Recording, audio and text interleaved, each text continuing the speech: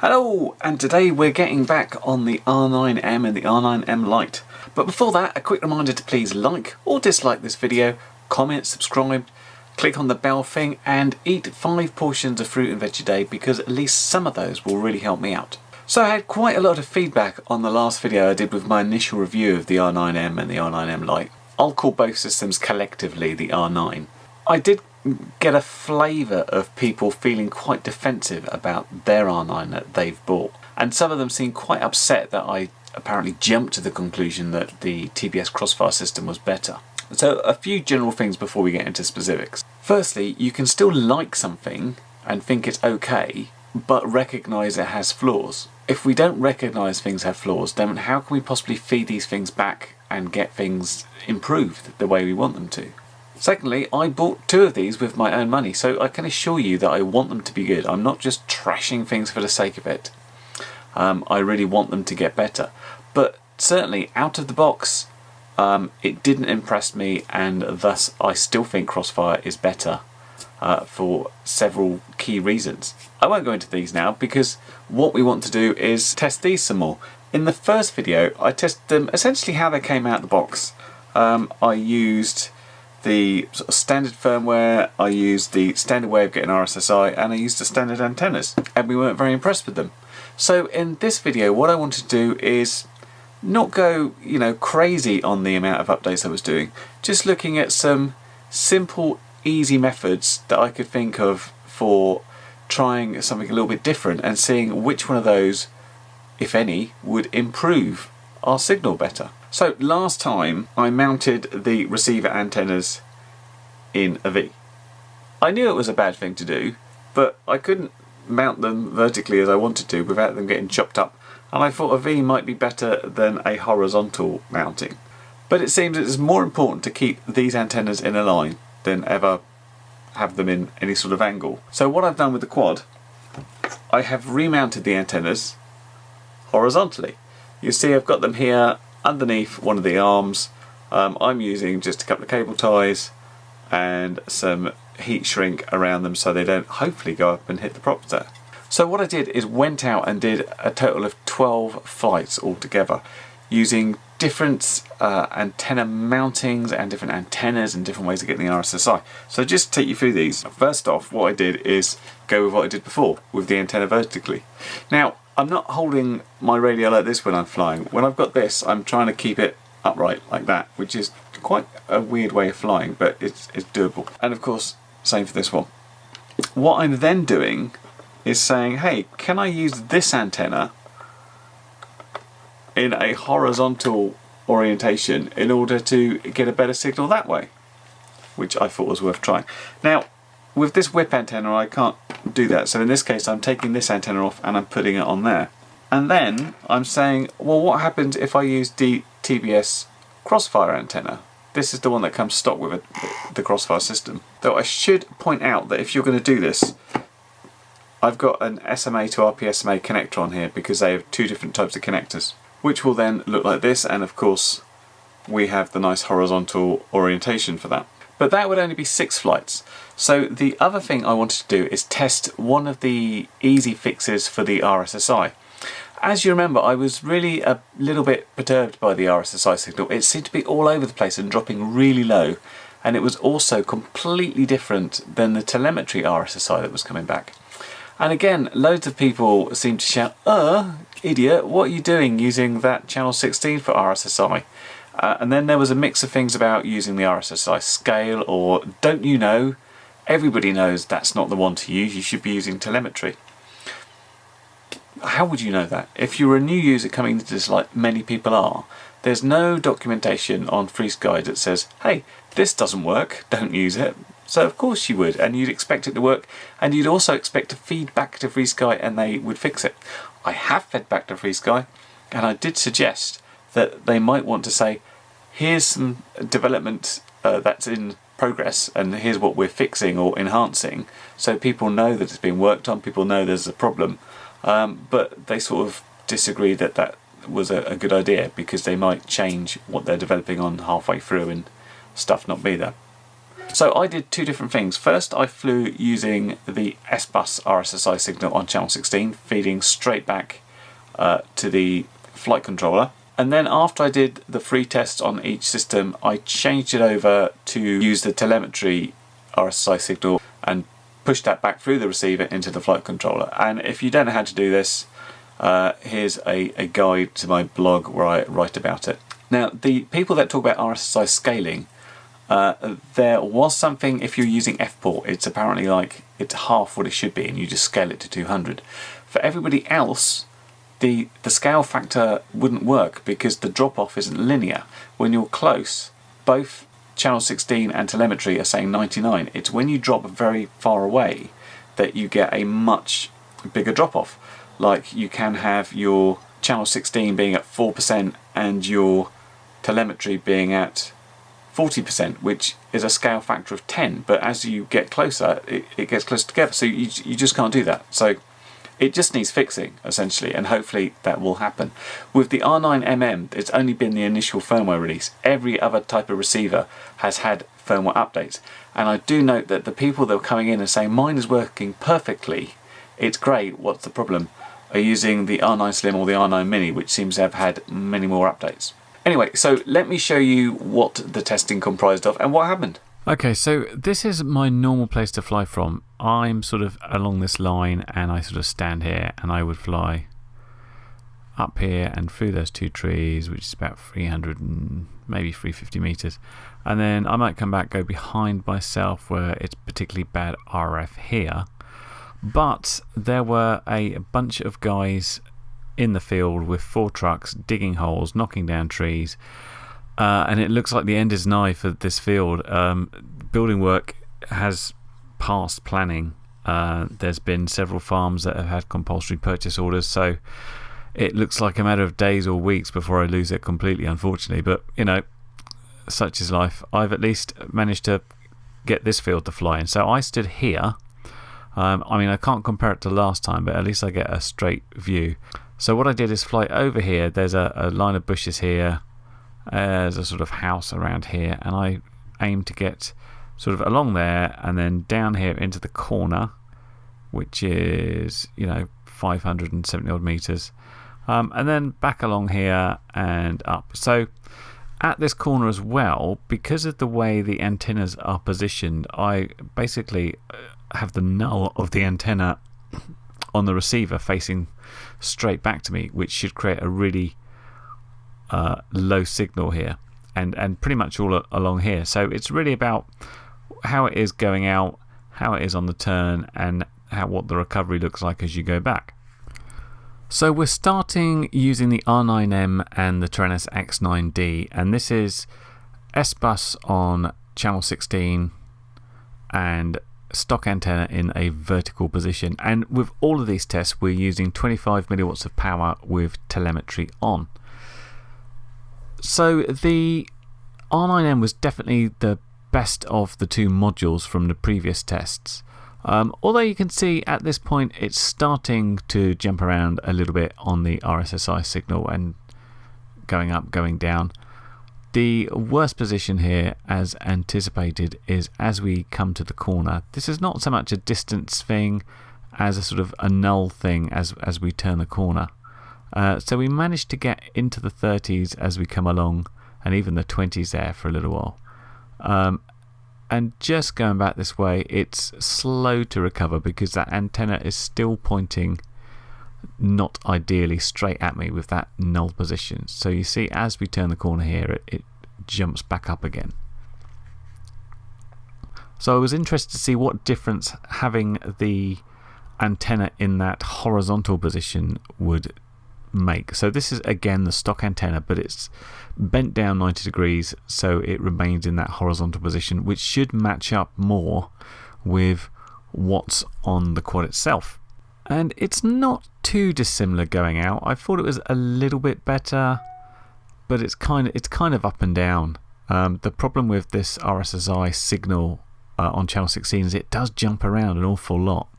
But I do note here that instead of being in the 30s, we're at least in the 40s. So slightly stronger, So a better signal by having the right polarization at least. And so here is the R9M module with the crossfire antenna mounted on the module. And this made a surprising amount of difference, I have to say. I just had to go around a dog walker there so I didn't get too close to them.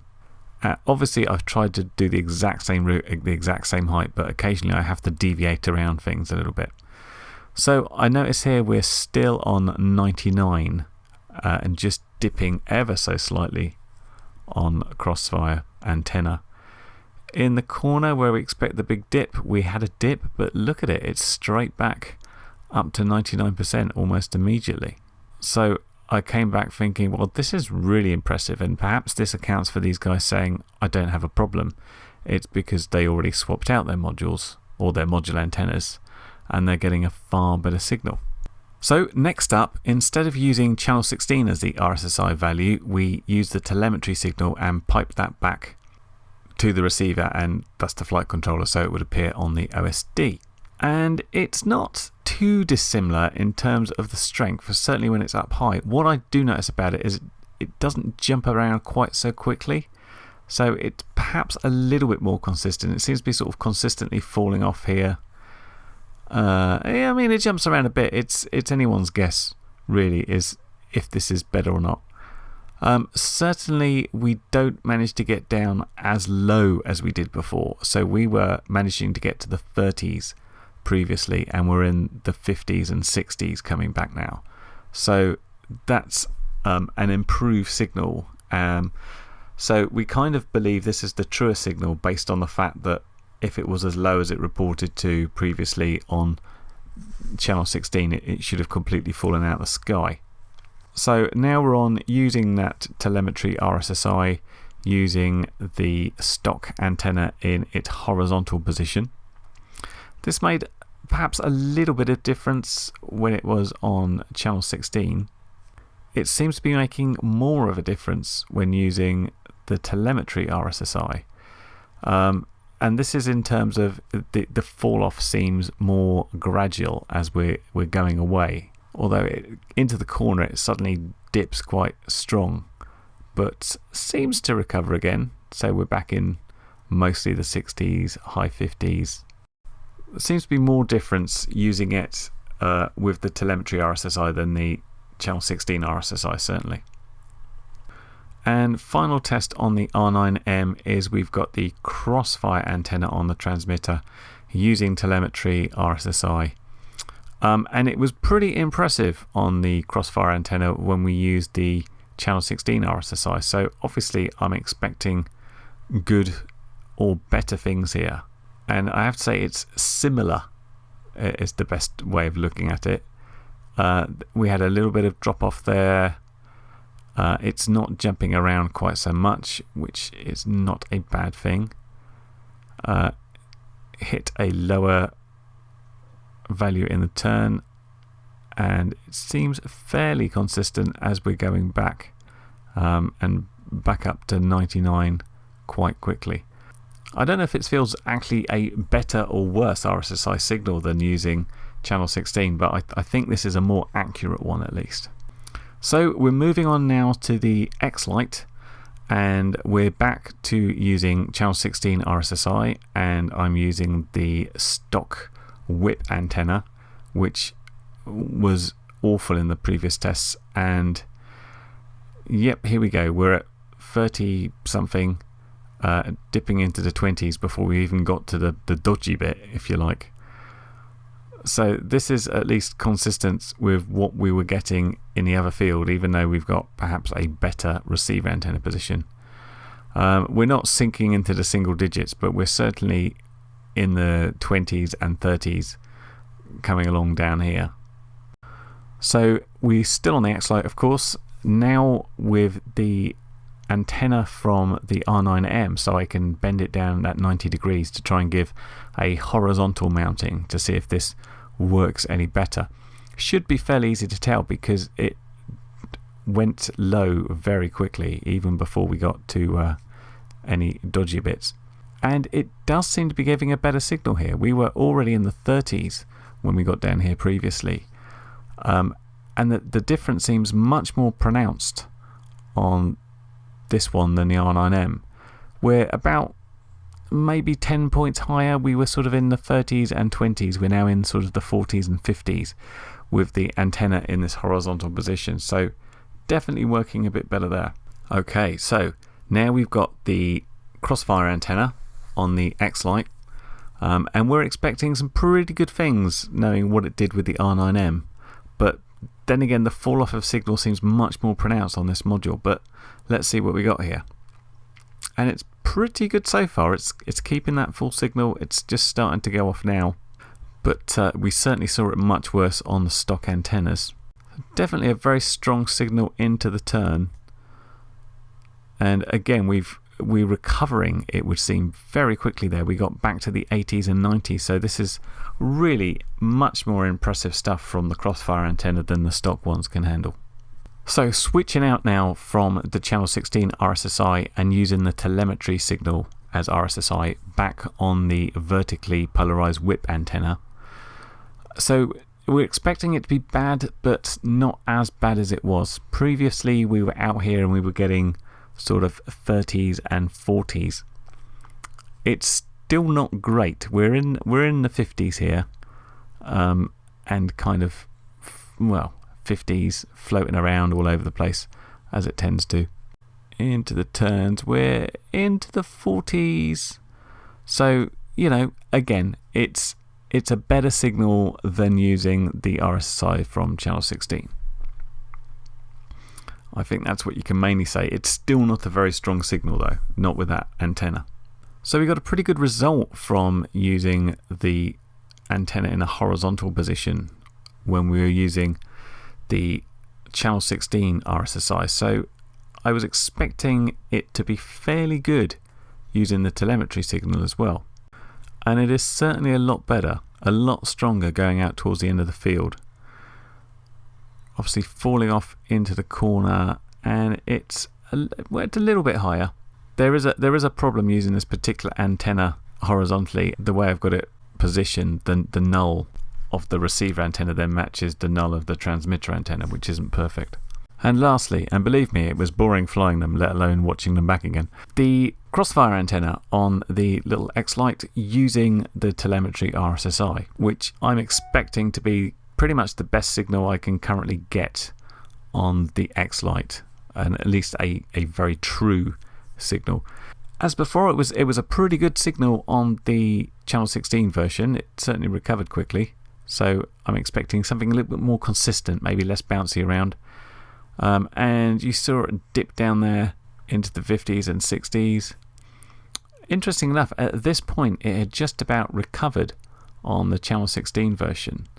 But on this telemetry version, it seems to keep that lower signal down for a little while until we turn the corner and it zaps back straight up to full signal again. So what conclusions can we get from that? Well, first off, I think we can say that these stock antennas are terrible. Don't use them. Don't use them at all. There was a significant improvement using the TVS antenna, and because the RSSI wasn't falling off that much, even the RSSI through channel 16 looked okay. But it's fair to say that if you use the telemetry version of the firmware and you use that RSSI signal that the telemetry brings, it seems a lot more stable. It doesn't quite jump about that much. Another thing of significance, which I found in my first look at these, is the R9M seems to have a significantly better signal than the R9M-lite does. Don't forget, of course, they were both putting out 25 milliwatts, so you'd expect the same sort of range. Clearly, if you were going for distance, I mean, the R9M module will whack the power right up, and this will only go up to 100 milliwatts. But I still found it interesting that at the same alleged power output, this was so much more solid than this.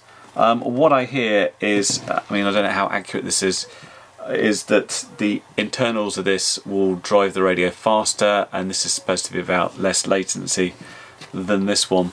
Having flown both of them one after the other on the same quad on the same day, I can't tell any difference between latency at all. So my advice right now would be to use an antenna. This is the Crossfire one. There's also FreeSky brought out their own Super 8 antenna, which I will try and get hold of one to test, see how that goes.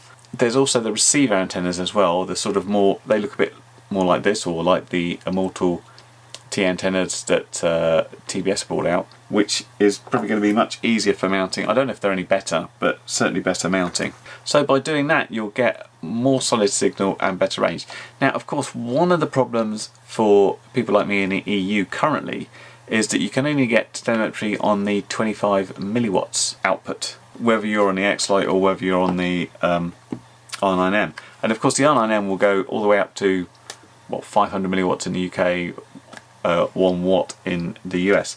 So for many people, they have been trying the Flex firmware, which requires you currently to get a daily build down of OpenTX for 223. That is a bit of a risk on these two radios where I have a lot of models, but what I'm going to do in my next video is I'm going to install a nightly build of 223 on my QX7 radio, which I tend not to use too much, and try it with the Flex firmware and see how that goes, see if there's any differences over using this regular firmware. Obviously, I should be able to increase the power output and keep telemetry. How well will it work? Will it be horribly buggy? We'll find out. Join me next time for that. But in the meantime, I hope that was useful, and I will catch you in the next video. Bye for now. Well, you've made it to the end of the video, so thanks once again for watching. If you like what you saw, then please consider subscribing, and if you really like what you saw, then be sure to check out the link to my blog for a variety of ways in which you can help support this channel.